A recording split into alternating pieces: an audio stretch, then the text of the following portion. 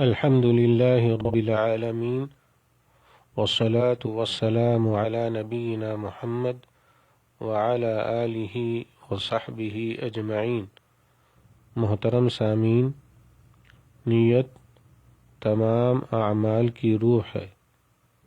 عمل کرنے والے کی نیت درست ہو تو اس کا عمل اللہ تعالیٰ کے یہاں مقبول ہے اور عمل کرنے والے کو اس کا ثواب ملتا ہے۔ نیت کی درستگی سے مراد یہ ہے کہ نیک کام محض اللہ تعالیٰ کی رضا کے لیے کیا جائے، نیک نامی یا دنیاوی لالچ و غرض کی خاطر نہ کیا جائے۔ اگر عمل اللہ تعالیٰ کی رضا کے بجائے شہرت، نام و نمود یا دنیاوی لالچ کی خاطر کیا جائے تو یہ نیت کی خرابی ہے۔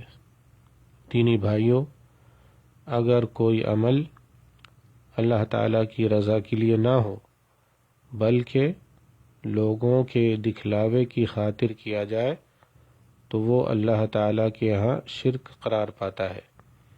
رسول اللہ صلی اللہ علیہ وسلم کا فرمان ہے، من صلی یرائی فقد اشرک ومن صام یرائی فقد اشرک ومن تصدق یرائی فقد اشرک، رواہ احمد۔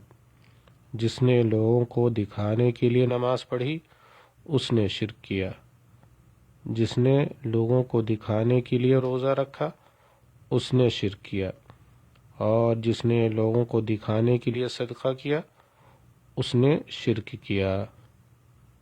اللہ تعالیٰ سے دعا ہے کہ اللہ تعالیٰ ہمیں مخلص بنائے، آمین۔ والسلام علیکم ورحمۃ اللہ وبرکاتہ۔